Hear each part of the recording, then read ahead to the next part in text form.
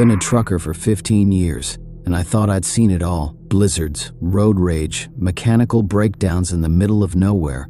But nothing prepared me for the night I took a shortcut through Ridgewood Pass. It started like any other trip. I had a load of auto parts to deliver to Denver. My GPS showed a new route that cut 50 miles off the usual drive. Ridgewood Pass. The name didn't ring any bells, but I was in a hurry. More miles saved meant more time to rest at the next stop. The first part of the pass was peaceful. The road was narrow but paved. Tall pines lined each side, their shadows stretching across the asphalt in the moonlight. The only sounds were my engine's hum and the occasional chirp of crickets. I glanced at the clock, 11:45 p.m. If I kept this pace, I'd make Denver by sunrise. About an hour in, things started to feel off. My radio, which had been playing a classic rock station, turned to static. I fiddled with the dial, but every station was just noise. Strange, I thought. I was in the mountains, but this kind of interference didn't happen often. Then my CB radio crackled to life. "Hey there, driver," a voice drawled. It was deep and slow, with a strange echo. "You're out late. You lost?" I grabbed the mic. Not lost, just taking the pass to Denver. There was a pause, then a chuckle that made my skin crawl. "Denver, huh? Ridgewood Pass don't lead there no more. Turn back while you can." The radio went silent. I stared at it for a moment, then laughed nervously. Probably some prankster messing with my signal. I shook my head and kept driving. The road narrowed further, and the trees seemed closer, their branches like skeletal hands reaching for my rig. The air grew heavy, almost like I was driving through a fog, though the sky was clear. My headlights barely penetrated the darkness ahead. I started to notice signs that didn't make sense. Deadman's Hollow, 2 miles, Blood Creek, 1 mile. I'd driven across the country, but I'd never heard of these places. My GPS showed no towns, no landmarks, nothing. Just the thin red line of Ridgewood Pass. My unease grew when I saw the first figure. A woman stood by the side of the road, her back to me. She wore a torn dress, and her long dark hair covered her face. I slowed down, rolling my window down slightly. "Hey, you okay?" I called. She didn't move, not even a twitch. Something told me not to stop completely. I shifted gears and drove on, my eyes glued to the mirror. The woman didn't turn, didn't follow. But as I rounded the next bend, she was there again. Same torn dress, same long hair. It wasn't possible. I hit the gas, my heart pounding. The road twisted and turned, and I gripped the wheel so hard my knuckles turned white. Every few minutes, I'd catch glimpses of her, standing in the trees, crouched by the roadside, or just ahead of my truck. Always the same figure, always the same pose. Then my engine sputtered. "No, no, no," I muttered, slamming the dashboard. The truck shuddered and slowed, finally coming to a dead stop. I was in the middle of nowhere, surrounded by darkness. My flashlight was in the glove box. I grabbed it, but the beam barely pierced the thick night. I stepped out, my boots crunching on the gravel. The air was colder than it should have been, and the silence was deafening. Not even the crickets chirped. I opened the hood and shined the light on the engine. Everything looked fine. No leaks, no loose wires. Behind me, the CB radio crackled again. "You should have turned back," the voice said, lower this time. I spun around, shining the flashlight toward the cab. Nothing was there. I climbed back in, slamming the door shut. My hands trembled as I reached for the ignition. The engine roared to life. Relief flooded through me as I put the truck in gear and hit the gas. But the road didn't feel the same. The curves were sharper, the incline steeper. My headlights caught shapes moving among the trees. "Deer," I told myself. "Just deer." But then I saw her again, standing in the middle of the road. I laid on the horn, but she didn't budge. At the last second, I swerved, my tires skidding on the asphalt. The truck fishtailed before I regained control. I glanced in the mirror. She was gone. Then I heard the knock. It was faint at first, like something tapping on the back of the cab. Tap, tap, tap. I gritted my teeth and kept driving. The tapping grew louder, more insistent. "Go away," I shouted, slamming the steering wheel. The taps turned into bangs. Whatever was back there wanted in. I floored it, my rig roaring as it climbed the steep road. Suddenly the banging stopped. That's when I saw the bridge. A rickety wooden structure stretched across a deep gorge. It looked ancient, barely wide enough for my truck. A sign next to it read, "Bridge out ahead, turn back." I hit the brakes, skidding to a stop. The planks creaked under the weight of the front wheels. My heart raced as I reversed, but the road behind me was gone, just endless trees and darkness. The banging resumed, now on the roof of the cab. I looked up, my breath catching in my throat. A pale skeletal hand pressed against the windshield. Then another. A face appeared, hollow-eyed and grinning. I screamed and hit the gas, racing onto the bridge. The truck bounced and groaned as the planks splintered beneath me. The figure on the roof let out a bone-chilling laugh, its voice echoing in my ears. Halfway across, the bridge collapsed. My truck plunged into the darkness below. I woke up in my cab, surrounded by silence. My truck was on solid ground, the engine idling. I was back on the highway, miles from Ridgewood Pass. My GPS showed Denver just an hour away. I delivered the load and quit trucking the next day. Some say Ridgewood Pass doesn't exist, that it's just a legend truckers tell to scare rookies. But I know what I saw. And if you ever find yourself on a lonely road with signs pointing to Ridgewood Pass, do yourself a favor. Turn back. After I quit trucking, I tried to move on. I took a job as a dispatcher at a local freight company. It paid less, but I didn't care. I needed to keep my feet on solid ground, far from lonely highways and dark memories. For a while, things were fine. I settled into a routine, enjoying the quiet hum of an office instead of the roar of an engine. But Ridgewood Pass wouldn't let me go.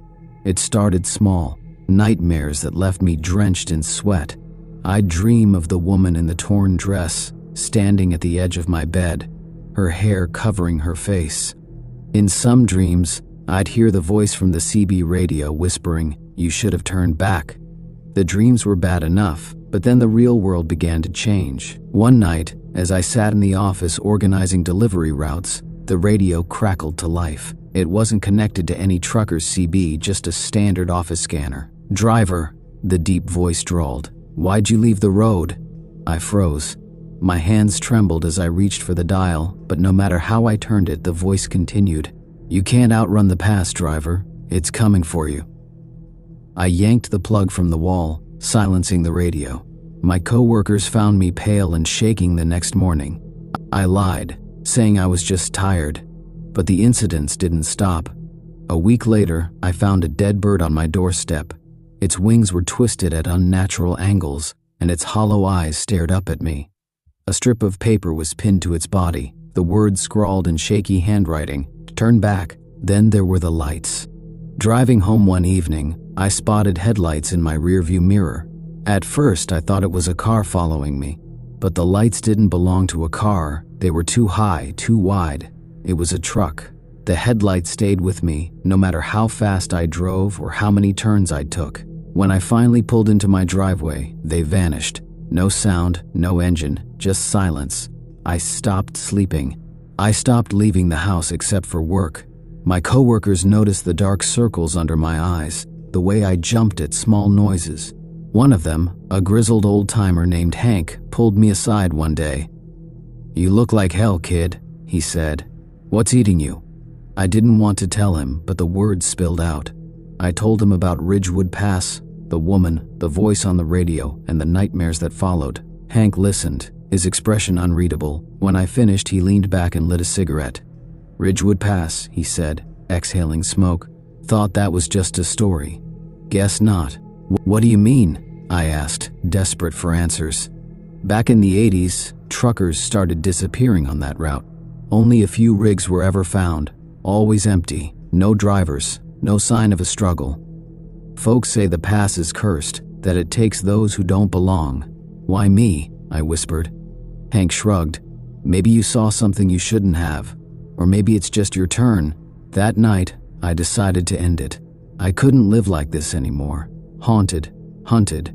If Ridgewood Pass wanted me, I'd face it.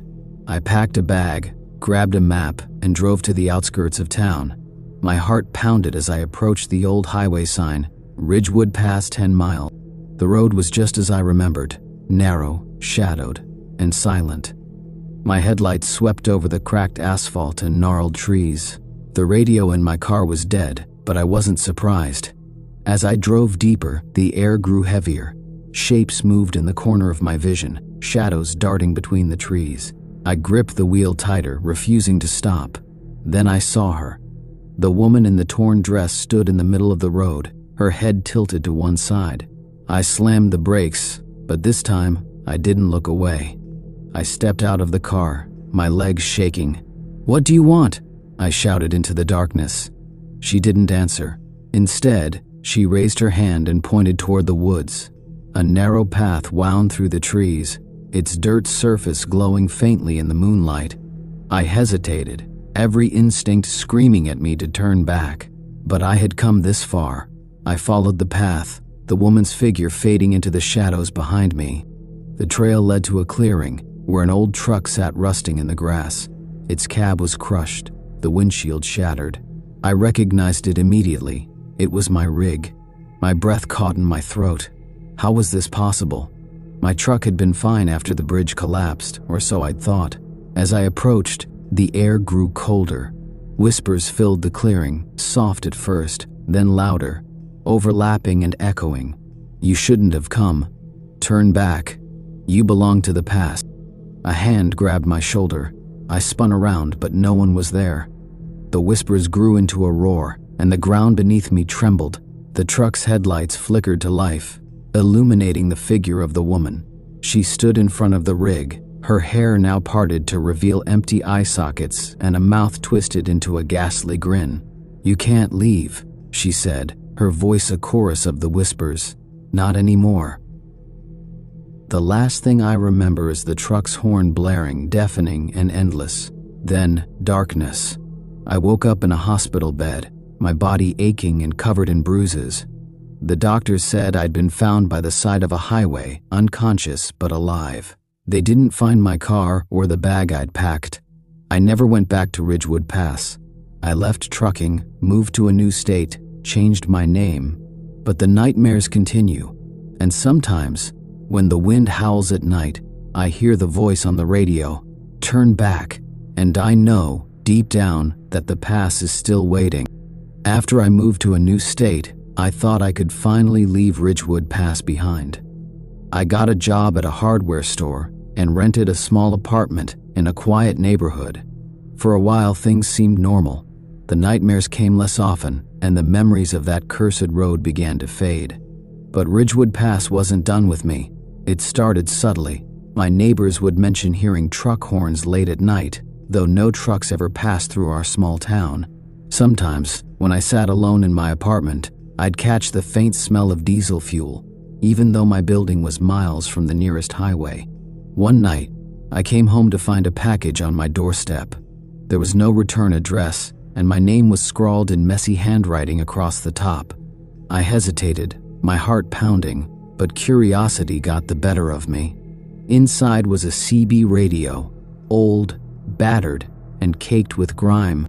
I hadn't seen a CB radio since my trucking days. My stomach churned as I picked it up, my fingers brushing against the worn buttons. I didn't plug it in, but as I set it down, it crackled to life. "Driver," the familiar voice drawled, sending chills down my spine. "You thought you could run?" I dropped the radio, backing away as the static grew louder, filling the room. The lights flickered, and the air grew cold. Then, just as suddenly as it started, everything went silent. The radio lay on the floor, lifeless. That night, I packed a bag and drove to a motel on the edge of town. I couldn't stay in the apartment, not after that. I checked into a dingy room with peeling wallpaper and a flickering TV, but it felt safer than being alone at home. Around midnight, I woke to the sound of knocking, 3 sharp raps on the motel room door. "Who is it?" I called, my voice shaking. No answer. I grabbed the lamp from the nightstand and approached the door. Through the peephole, I saw nothing but darkness. The knocking came again, louder this time. "Go away," I shouted, but the knocking didn't stop. Gathering my courage, I flung the door open. The hallway was empty, save for a faint mist rolling along the carpet. I stepped out, the lamp raised, but there was no sign of anyone. When I turned back toward my room, the door slammed shut. I lunged for the handle, but it wouldn't budge. The knocking resumed, this time from inside the room. My knees went weak as the sound grew louder, more insistent. Then I heard the voice again, muffled but unmistakable. "Driver, you belong to us now." I don't remember much after that. When I woke, it was morning. I was lying on the bed in the motel room, the door wide open. My bag was gone, and the CB radio sat on the nightstand, its red light blinking. I tried leaving the state again, moving even farther away, but the past followed me. No matter where I go, the signs are there, the smell of diesel, the sound of phantom horns, the whispers in the wind. I've come to accept that Ridgewood Pass is a part of me now. It doesn't matter how far I run or how many times I try to start over. The pass always finds me, and I know one day it'll take me for good. I lived like that for years, always running, always looking over my shoulder. But Ridgewood Pass had patience. It didn't chase me every day. Sometimes I'd go weeks, even months without an incident, just long enough for me to start believing it was over. And then, like clockwork, it would return. The signs grew bolder as time went on. I'd see the woman in the torn dress reflected in windows, standing still, watching me. My phone would ring in the middle of the night, static crackling on the other end. Once, when I walked out of a diner, I found a truck parked next to mine. It looked like my old rig, the one that had supposedly gone over the bridge. Its lights flickered, the cab door creaking open as if inviting me inside. I couldn't run forever. The past wanted something from me, but I didn't know what, and I was tired of being afraid. So one night, I decided to stop running. I would confront whatever waited for me, even if it meant going back to Ridgewood Pass. I packed light, a flashlight, some water, a knife I wasn't sure would do any good. I borrowed a friend's truck, not trusting my own. Before I left, I wrote a letter explaining everything I'd been through. If I didn't come back, someone would at least know the truth. The drive was eerily calm. The roads were empty, the night quiet. When I reached the sign for Ridgewood Pass, my hands trembled, but I didn't hesitate. The narrow road looked the same as it had all those years ago. The same towering pines, the same suffocating darkness. The CB radio in the borrowed truck crackled as I entered the pass. "Driver," the voice greeted me, calm and expectant. "You came back." "I'm here," I said, gripping the wheel tightly. "What do you want?" There was a long pause. Then the voice answered, "To finish the journey." The road ahead began to shift. The asphalt cracked and crumbled, replaced by dirt and gravel. The trees seemed to close in, their branches twisting unnaturally. My headlights flickered, but I pressed on. The woman appeared again, standing in the middle of the road. This time, I didn't slow down. She didn't move, but just as I thought I'd hit her, she vanished. My heart pounded, but I kept driving. The road led to the same old wooden bridge, the one that had collapsed beneath me before. It looked just as fragile, just as impossible to cross. But now, there was no turning back. I had to face whatever lay ahead. I drove onto the bridge, the wood groaning under the weight of the truck. The headlights barely illuminated the other side, but I could see a faint, flickering light. A figure stood there, waiting. When I reached the center of the bridge, the truck stalled. The engine died, and the headlights went dark. The silence was deafening. "Step out," the voice from the radio commanded. I hesitated, fear clawing at my chest. But I had come this far. I opened the door and stepped onto the creaking planks. The figure on the other side of the bridge grew clearer. It was me, or rather, a version of me, pale, gaunt, and lifeless. Its hollow eyes stared back at me, unblinking. "You left me behind," it said, its voice an echo of my own. "It's time to come home." The ground beneath my feet trembled. The bridge began to collapse, the planks falling into the void below. I ran toward the figure, but the closer I got, the farther away it seemed. My legs felt heavy, as if the pass itself was pulling me down. Just as the last plank gave way, I lunged forward, grabbing the edge of the other side. The figure leaned over me, its expression unreadable. "You can't escape," it said. "You're part of the pass now." With one final effort, I pulled myself up. The figure faded as I collapsed onto solid ground. Behind me, the bridge was gone, replaced by a swirling abyss. When I woke, I was lying by the side of a highway, just like before. But this time, I wasn't alone. My borrowed truck was parked nearby, and a man in a trucker's cap stood over me, his face lined with worry. "You okay, buddy?" he asked, helping me to my feet. I nodded weakly, though I wasn't sure I believed it. The man offered me a ride to the nearest town, and I didn't refuse. Ridgewood Pass hasn't shown itself again, but I know it's out there, waiting, watching, and one day, when I least expect it, it'll call me back. Being a trucker is a lonely life. The long highways, the dark nights, and the endless hum of the engine, it's enough to make you question your sanity sometimes. But it's the job I chose, and most of the time, I don't mind it. It's just me, my truck, and the road. One particular night, though, I wish I'd stayed home. I had a late-night run from Kansas to Colorado, hauling a load of construction equipment. The route was simple enough. Highways for most of it, then a stretch of rural backroads before reaching the drop-off point. I'd driven similar routes 100 times before, so I wasn't worried. The night started off normal. The moon was high, casting a pale glow over the empty road. My CB radio crackled occasionally with chatter from other truckers, but it was mostly quiet. I kept the window cracked, letting the cool night air keep me awake. About 3 hours into the drive, I noticed something odd. The GPS showed a detour ahead due to road construction. It rerouted me onto a small, unmarked road cutting through the woods. I frowned, but it wasn't uncommon for rural areas to have poorly labeled detours.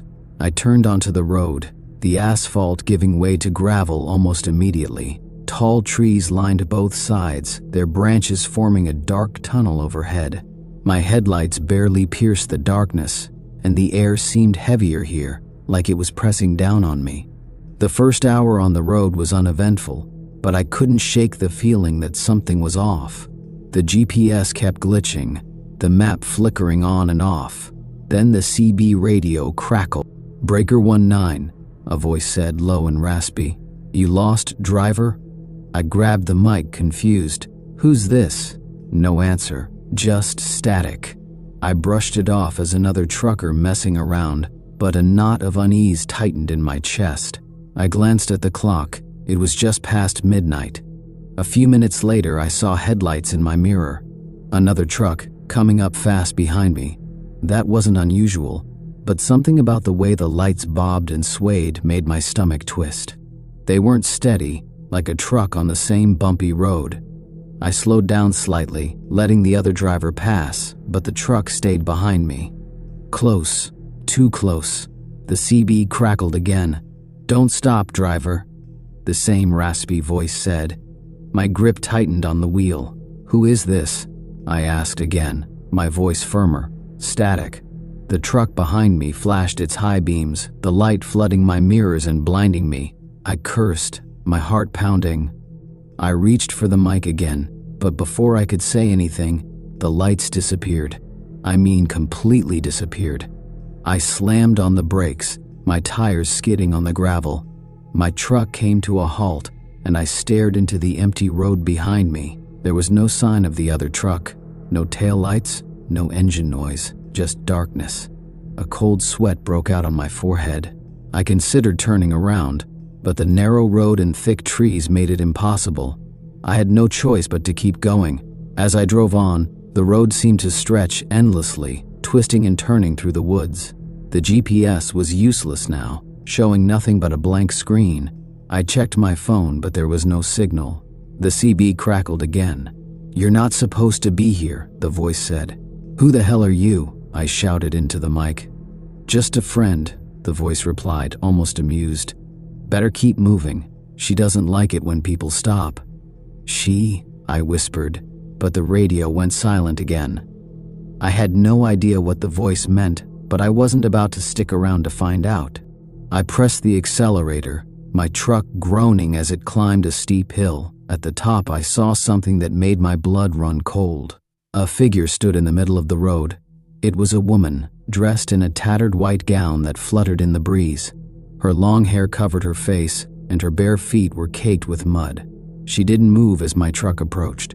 I blared the horn, hoping she'd step aside. She didn't. My hands shook as I slowed the truck, coming to a stop just a few feet from her. The woman didn't react. She just stood there, motionless. I rolled down the window and leaned out. "Hey, are you okay?" She didn't answer. "Lady, you need to move. I can't stay here." Still nothing. Every instinct screamed at me to drive around her, but something about her presence held me in place. The air felt colder now, the silence oppressive. Then she moved.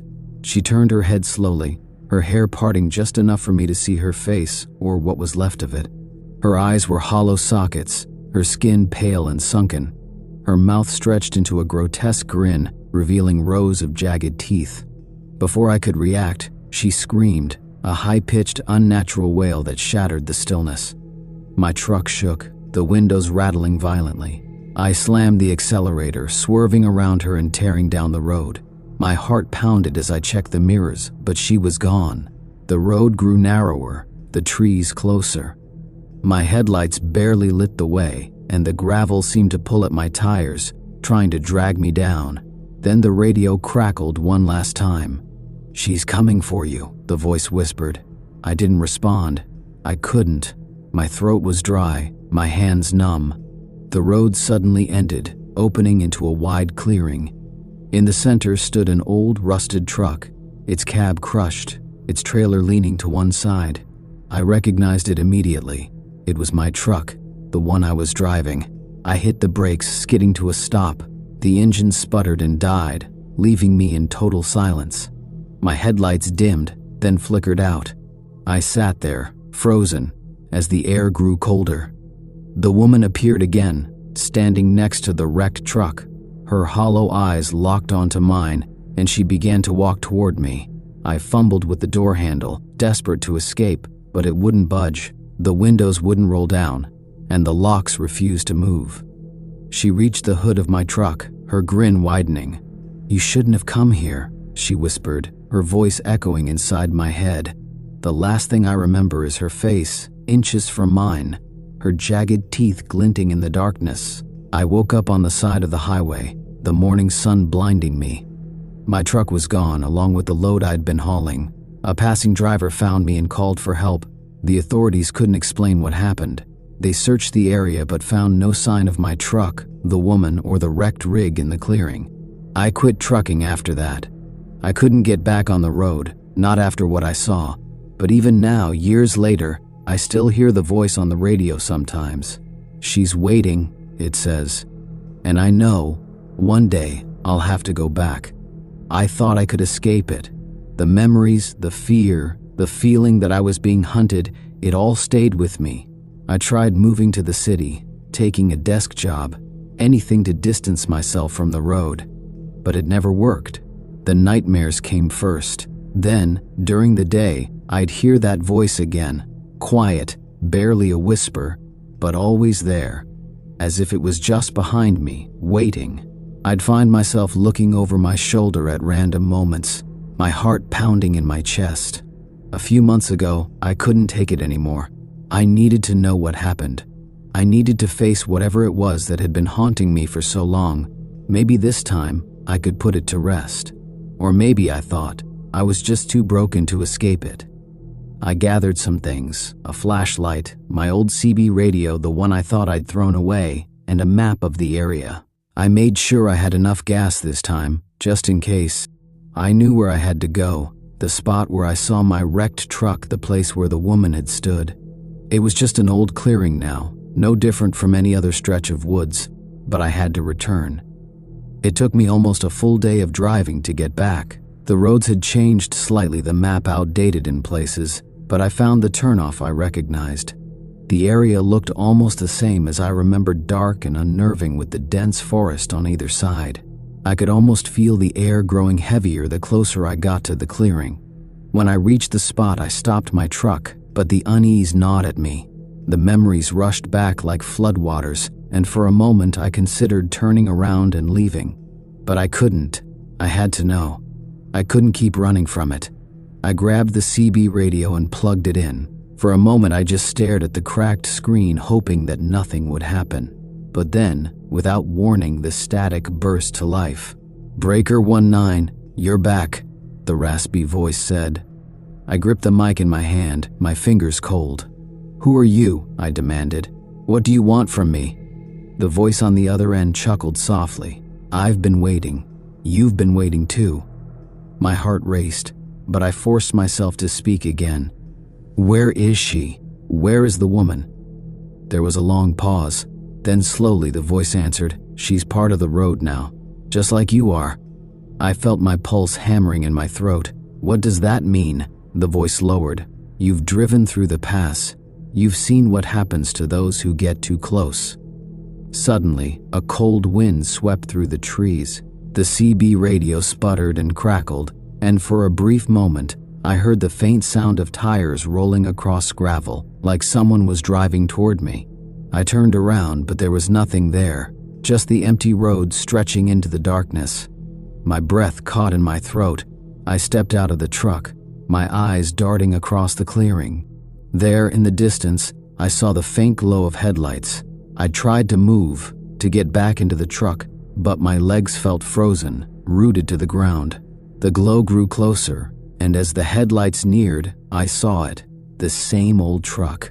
The same one that had been wrecked on that night years ago. It wasn't just the truck, though. Standing beside it, as if she had never left, was the woman. Her hair was long and tangled, her gown torn and stained with dirt. But now, I could see it clearly. Her skin was not just pale, it was deathly white, like she was a part of the earth itself. Her eyes. I didn't want to look into them, but I couldn't look away. "You can't leave," she whispered, her voice soft but sharp as a knife. "This road never lets anyone go." My mind raced. I had to do something. I couldn't be trapped here, forever stuck in this nightmare. The CB radio crackled again, and the voice returned, now cold and mocking. "You shouldn't have come back." I reached for the mic, my hands trembling. "I want to leave. I just want to leave. How do I get out?" The woman stepped closer, her feet leaving no marks on the ground. She was almost close enough to touch me. Her grin widened. "You belong here," she said, her voice now a low growl. "You can never leave." The world around me seemed to shift. The trees, the clearing, the truck. It all began to blur, like I was trapped inside a dream I couldn't wake up from. The road beneath my feet started to dissolve, and the night sky began to warp, becoming darker and more suffocating. I ran, no plan, just instinct. My feet pounded the ground, my breath ragged in my chest. I didn't dare look back, but I could hear her footsteps echoing behind me, always just a little too close. Then the ground beneath me gave way. I fell, tumbling into a pit of darkness, the world spinning around me. I didn't scream. I couldn't. I wasn't sure if I was still running or if I was already lost. When I opened my eyes again, I was lying in the back of my truck. I wasn't sure if I'd fallen asleep or if I had actually fallen through some kind of barrier. But there was no doubt in my mind that something had changed. The night was still quiet, the air still thick, but there was no sign of the woman, no echo of the voice on the radio. I reached for the mic again, my hands shaking. For a long moment, the radio remained silent. Then, just as I was about to turn it off, the voice came through one final time. "You're ours now." The CB went silent, and for the first time in what felt like forever, I was alone. I don't know if I'm still dreaming or if I'm really free. I don't know if I'm ever going to leave this place. But I'm sitting here now, in the truck, unsure of what's real and what isn't. One thing's for sure though, Ridgewood Pass is still waiting. And one day, it'll come for me again. The longer I sat there, the more the feeling of being watched crept in. I couldn't shake the sensation, like invisible eyes were studying me from the trees. The CB remained silent, but I could hear the faintest rustle from the darkness around me. I tried to convince myself it was just the wind, but my skin prickled with the unmistakable sensation of dread. The road ahead looked just as it had before, empty, silent. But somehow, it seemed more oppressive now, like I was no longer alone, even though the woods were eerily still. I started the engine again, my hands trembling on the wheel. My mind kept replaying that last message from the CB, "You're ours now." It echoed in my head, over and over, louder with each passing second. The road stretched out before me, but the trees loomed larger now. They seemed to crowd closer to the truck as I drove, like they were closing in on me. The headlights flickered, and I swore I saw something darting just beyond the edge of the light, but when I looked, there was nothing there. And then, just as I was about to pass a familiar bend, I saw it, a figure standing in the road. At first, I thought it was another hallucination, the woman from before. But as I got closer, I realized it wasn't her. This figure was different, taller, with dark, almost unnatural proportions. The shape moved unnaturally, like it wasn't quite a person but something else, something twisted. I slammed the brakes, my heart racing. The figure didn't move, didn't flinch as I came to a screeching halt. For a moment, everything was still, no sound, no movement. The truck's engine idled, the only noise in the otherwise dead air. Then the figure began to move toward me, slow and deliberate. I couldn't breathe, I couldn't move. I was frozen, just like the moment when I had first seen the woman in the road. I wanted to turn the truck around, to drive as far away as I could, but my body refused to obey. It was like the road had its hold on me now. The figure reached my truck, and for the first time I saw its face. It wasn't human. It was something else, something dark, with a face that seemed to shift and warp, like it was made of shadows. Its eyes were black pits, devoid of any light, sucking in everything around them. Its mouth stretched impossibly wide, revealing rows of teeth that shouldn't have fit in its skull. I wanted to scream, but no sound came out. The figure reached for the door, its fingers elongated, twisted. It didn't open the door, though. Instead, it placed its hand on the glass, and I felt an overwhelming cold radiate from it, seeping through the truck like a freezing mist. I don't know how long I sat there, but eventually, the figure pulled away. Slowly, it began to fade back into the trees. My vision blurred as my mind tried to process what had just happened, but the figure was gone. The darkness pressed in closer, filling the space where it had stood. The engine roared to life as if my body finally realized I had to move. I pushed the gas pedal to the floor, the truck lurching forward as I sped down the road, my hands gripping the wheel so tightly my knuckles turned white. I drove without thinking, the only thing on my mind being escape. The road seemed to stretch endlessly, and every turn felt like a loop, like I was going around in circles. The trees blurred past me, but no matter how fast I drove, the feeling of being pursued only intensified. The CB radio crackled again. "Don't run, driver," the voice whispered. But this time, it wasn't just a whisper. It was like the voice was inside my head, rattling around in the deepest corners of my mind. "You can't outrun what's already inside you." I wanted to rip the radio from its mount and throw it out the window, but I didn't, because I knew, deep down, that the road was never going to let me go. It had already taken me, and it wasn't going to release me. The woman, the dark figure, none of it was real in the way I had once understood. It was a part of the road now, and I was part of it too. Eventually, I reached the end of the detour road. I didn't know how long it had taken, hours, days? The time didn't matter anymore.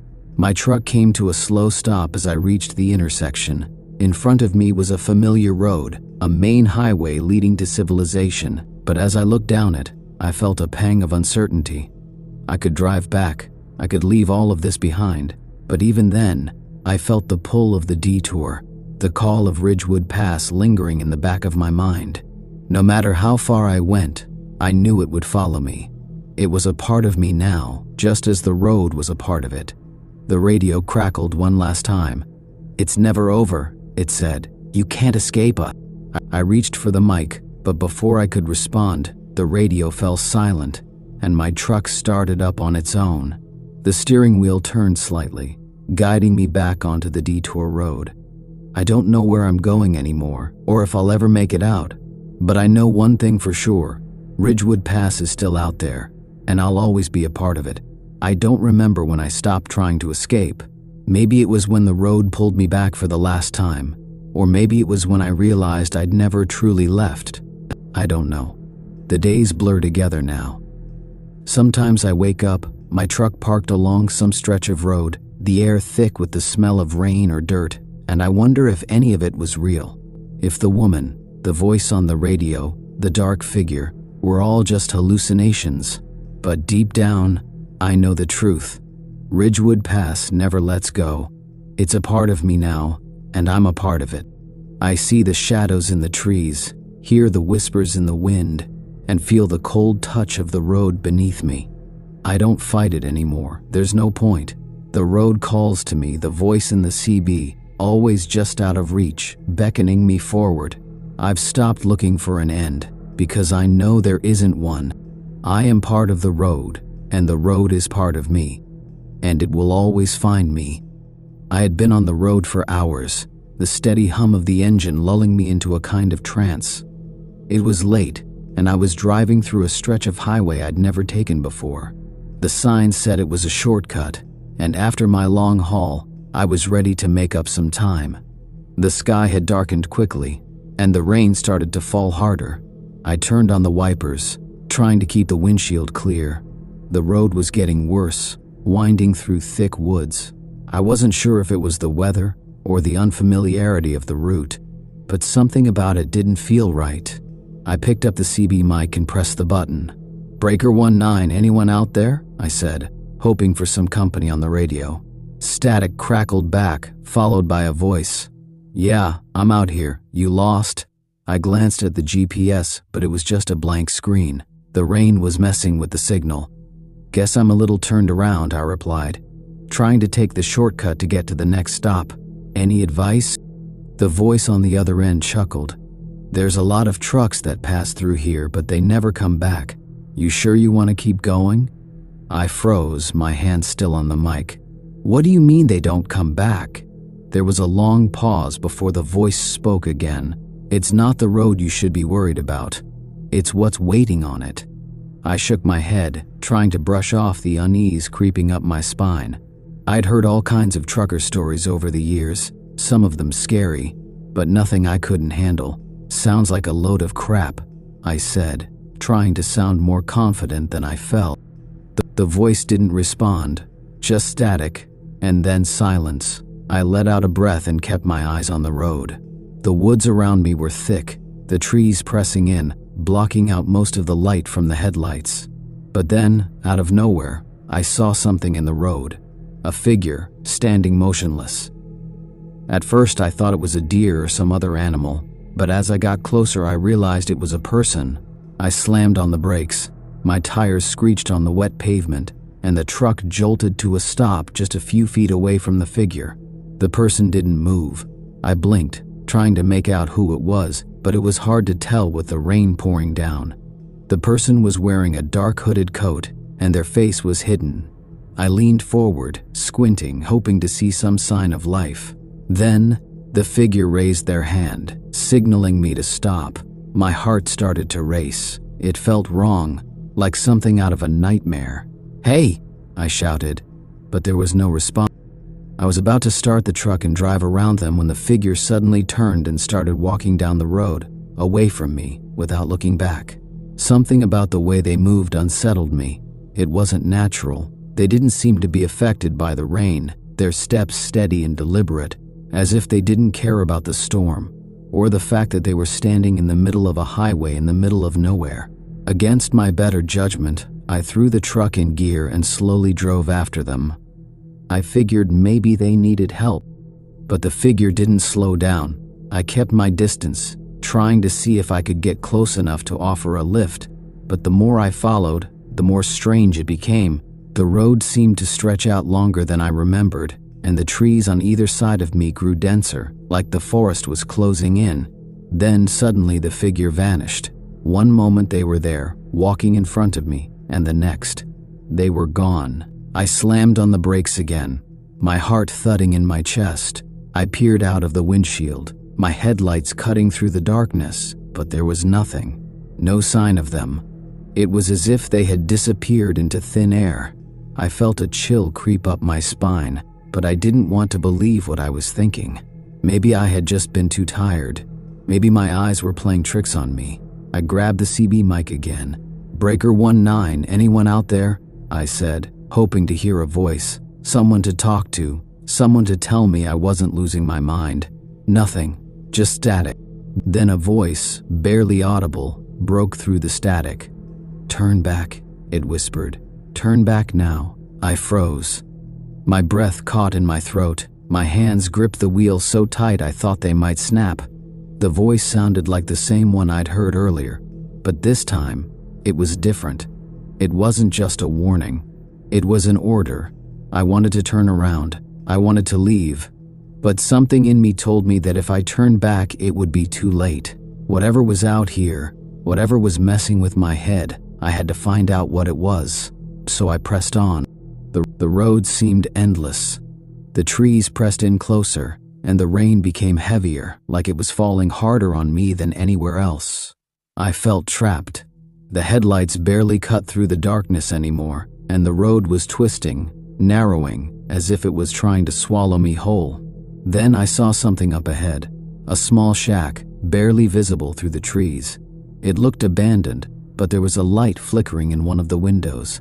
It was an eerie glow, like something from an old horror movie. I slowed the truck as I approached, my curiosity getting the better of me. I couldn't explain it, but I needed to know. I pulled into the makeshift driveway, the truck crunching on the gravel. The light in the window flickered again, casting strange shadows on the wall. I got out, my boots crunching on the wet ground, and made my way to the door. Before I could knock, it creaked open on its own. Inside, there was an old man sitting at a table, his back hunched. His face was wrinkled and weathered, his eyes bloodshot. He didn't look surprised to see me. "You shouldn't have come," he said, his voice rough. "Who are you?" I asked, feeling the hairs on the back of my neck stand up. "What's going on out here? Who was that person on the road?" He shook his head slowly, his eyes dark and tired. "You're not the first to ask that. Many before you have come, but they didn't leave." I stepped closer, my curiosity growing stronger, despite the growing fear in my chest. "What happened to them?" He didn't answer right away. Instead, he reached under the table and pulled out an old, worn map. The paper was yellowed and torn, but it showed the stretch of highway I was on, Ridgewood Road. The same road I had been traveling. "See this?" he said, pointing to the map. "This place is cursed. No one who comes here gets out. Not alive." I felt the cold sweat on my brow. "Cursed? What do you mean?" He looked up at me, his eyes wide with a mix of fear and sadness. "This road, it takes people. It's not just the weather or bad luck. There's something in those woods, something old, and if you're not careful, it'll take you too." I backed away from him, my pulse quickening. "What do you mean? What's out there?" He didn't respond. Instead, he reached for a small box on the table and opened it. Inside, there was a picture, a photograph of a man standing on the same road, the same stretch I had driven down. The man in the picture looked familiar. I could see the same deep-set eyes, the same heavy features. It was me. "Look at the date," the old man said, pointing to the bottom of the photograph. I stared at the date, and my blood went cold. It was from the year I was born. Before I could ask anything else, the door slammed shut behind me. The road was waiting. I couldn't breathe. The air felt thick around me as I pounded on the door, trying to open it. The old man's voice echoed in my head, but the words didn't make sense. "The road takes people. It's cursed. You're already one of them." I was trapped. The window beside the door was too high to reach, and there was no other way out. Panic gripped me, and I backed away from the door, trying to find another exit, but all I saw was the dimly lit room, cluttered with old furniture and dusty shelves. I could feel the pressure building, the weight of the darkness closing in on me. The rain outside hammered against the shack, the sound deafening in the small space. Suddenly, I heard a noise, a scraping sound, low and slow. It came from beneath the floorboards. I froze, straining to listen, but the noise stopped as suddenly as it started. My heart raced, and I had to fight the urge to scream. I felt like someone, was watching me. I turned back to the door. I had to get out. But as I reached for the handle again, the air shifted. A cold wind blew through the room, and the light flickered out, leaving me in complete darkness. I stepped back, my pulse pounding in my ears. The old man's warnings replayed in my head, but I couldn't bring myself to leave. The road had already gotten into my head, and now this place, this shack, felt like it was part of it. Something was drawing me deeper into the nightmare. Then, a soft sound, almost like a whisper, floated through the air. "Don't run." I turned around, trying to find the source, but there was nothing. No one. Just the dark corners of the shack and the feeling of something pressing in from all sides. The floor creaked under my feet, and for a moment, I thought I heard the old man's voice again, but this time it wasn't speaking to me. It was calling someone else. "You're here now," the voice whispered again, this time louder, closer. I backed away, shaking my head. This isn't real. This isn't real. But no matter how many times I told myself that, it didn't stop the feeling of something moving around me. The walls seemed to pulse, and the air grew heavier with each passing second. Then the door behind me suddenly opened. I didn't even hesitate. I bolted for it. I ran out into the rain-soaked night, the storm battering me from all sides. My boots slipped on the muddy ground as I sprinted towards the truck. The truck. It was still there, parked just as I had left it. But as I got closer, something felt off. The engine was running. The headlights cut through the night, but no one was inside. I didn't stop to think. I jumped into the driver's seat, hands shaking as I grabbed the wheel. The engine roared to life beneath me, but the moment I looked up at the rearview mirror, I froze. The figure was there again. The one I had seen on the road earlier, the one who had disappeared. But this time, it wasn't just standing in the road. It was right behind me, right in the reflection of the mirror. The figure's face was obscured by a hood, but I could feel its presence, like a weight pressing down on me. I slammed the truck into reverse, my heart racing as I sped backward. But the figure didn't move. It just stood there, unblinking. I shifted back into drive, my foot on the gas, and the truck lurched forward. The figure remained in the mirror, always just behind me. The road stretched ahead, but it was no longer familiar. The trees seemed to stretch higher, darker, and I could swear the road itself was bending in unnatural ways. I tried to focus on the path, but the darkness around me was all-consuming. Then the radio crackled to life again. The same voice, the same eerie, cold voice. "Don't bother running. You're part of it now." I slammed my hand onto the radio, desperate to turn it off, but the words kept coming, each one sharper, more insistent. "You're ours." The figure in the mirror wasn't just behind me anymore. It was beside me, creeping into my peripheral vision, its dark shape growing larger and larger, until it filled the entire mirror. I couldn't take it. I slammed the truck's brakes and swerved to the side, sending the tires skidding across the wet pavement. The truck jerked violently, but I didn't stop. My heart was hammering in my chest, my vision blurry with fear. I glanced around, and I realized with a sickening feeling that the road had changed. It wasn't just a road anymore. It was a tunnel, the trees closing in on either side and the road. It was going downhill, fast. The radio crackled again, but this time the voice was not just in the CB, it was in my head. "You'll never leave this place."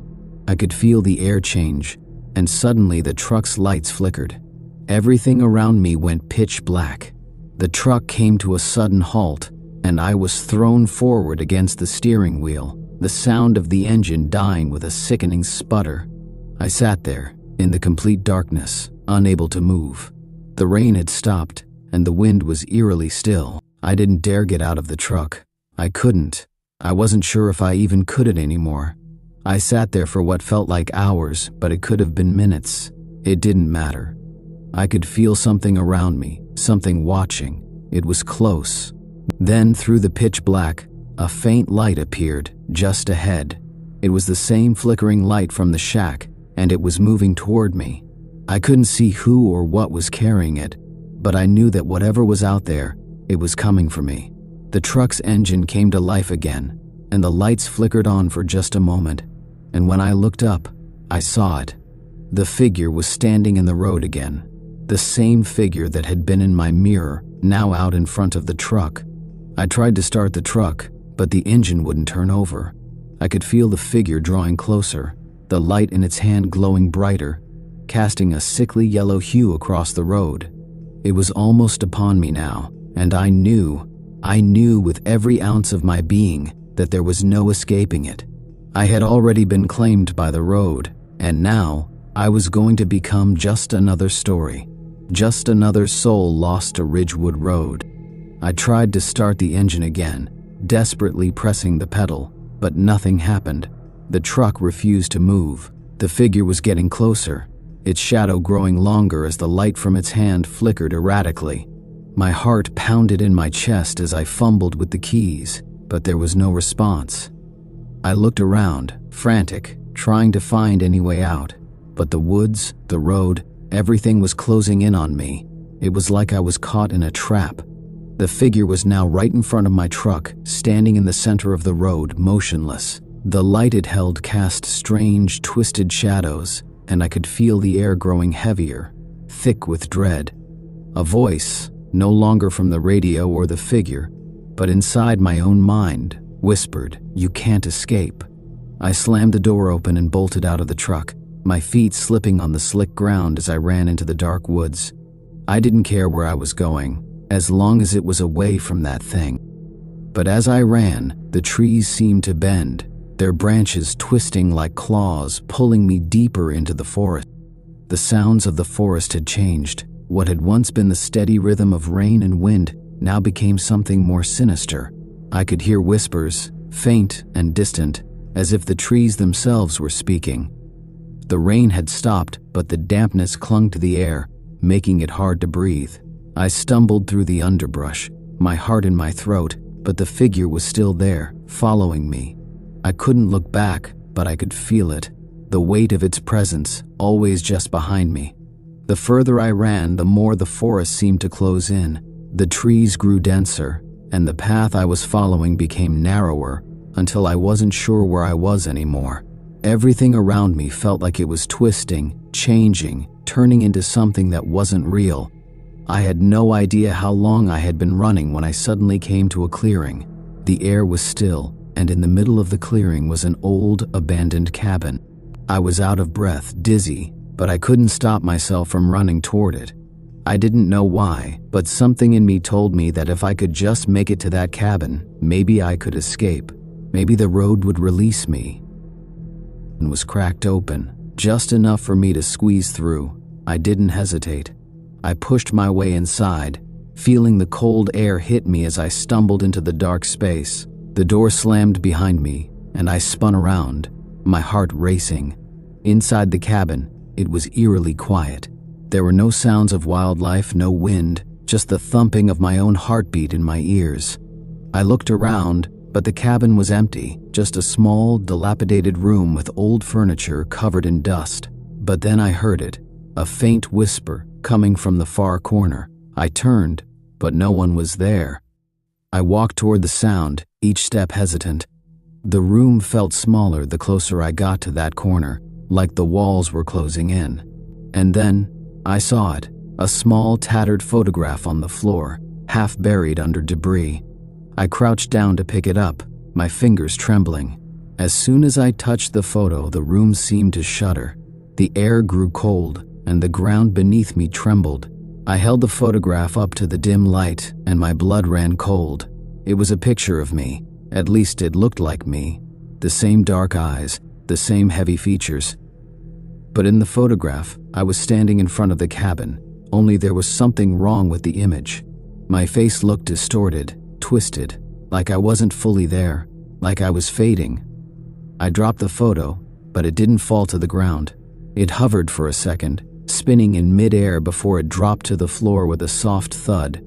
The room began to spin, the walls distorting. I stumbled back, my head dizzy with confusion, but I couldn't stop it. The world around me was folding in on itself. The air was thick with something ancient, something wrong. And then, from the darkness of the corner, a voice whispered again, "It's too late." The floor beneath me gave way, and I fell, crashing through the rotting wood, my body dropping into the void below.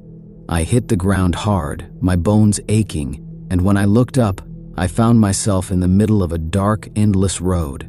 It was the road from before, the one that led me here. Ridgewood Road. But there was something different this time. The road stretched on endlessly in both directions, and the trees, those same twisted trees, were all around me, their gnarled branches reaching toward the sky. I tried to move, but my body felt heavy, like it was rooted to the ground. I could feel something watching me. I could feel it closing in, creeping up behind me. And then, I saw it. The figure from before, its hooded face still hidden in darkness, standing at the end of the road, its hand raised, holding that eerie flickering light. "You should have turned back," the voice echoed in my mind. "Now you're one of us." I tried to scream, but no sound came out. My body refused to move, my limbs locked in place. The figure took a step forward, then another, slowly approaching, its presence growing stronger, suffocating me. I couldn't fight it. I couldn't run. The road had me now. It was the road that claimed you, and once you were on it, there was no escape. I had become a part of it. I was a part of Ridgewood Road. The figure loomed closer, its presence heavy in the air, as if it was made of the very shadows that clung to the trees. The faint light it carried flickered, casting long twisted shadows on the ground. My mind screamed for me to move, but my body was paralyzed, rooted to the spot like I was sinking into the very road beneath me. With each step it took, the road seemed to change, the edges growing darker, the trees stretching upward until they formed a canopy that blocked out the sky. I couldn't see the stars anymore. The world was collapsing, folding in on itself. The figure was now right in front of me, its face still obscured by the hood. The air around it was cold, so cold it felt like it was freezing my very soul. "You can't run anymore," the voice said, not from the figure, but from everywhere. It filled my head, reverberated through the trees, and wrapped around me like a vice. I wanted to scream, to fight, to do anything, but I couldn't. My limbs felt like lead, my chest tight with an unseen weight. The figure slowly raised its hand, the light in its palm burning brighter, casting a harsh glow that made everything else disappear. For a brief moment, I thought I saw a flash of something behind the figure, something moving, but it was gone before I could fully focus on it. I blinked, trying to clear my vision, but everything around me had changed. The road was no longer the one I had driven on.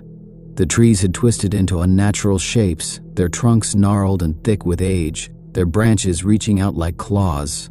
The ground beneath my feet felt soft, almost as if it was shifting with every step I took. The figure began to speak again, its voice cold and distant. "The road chooses, and it takes." Suddenly, I felt it, something creeping up my spine, something cold and dark wrapping itself around me like a chain. I wanted to scream, but my mouth refused to open. My breath came in short, panicked bursts, and my vision began to blur. I could feel myself slipping away, my mind hazy with fear. And then I saw it again, the thing that had been moving behind the figure.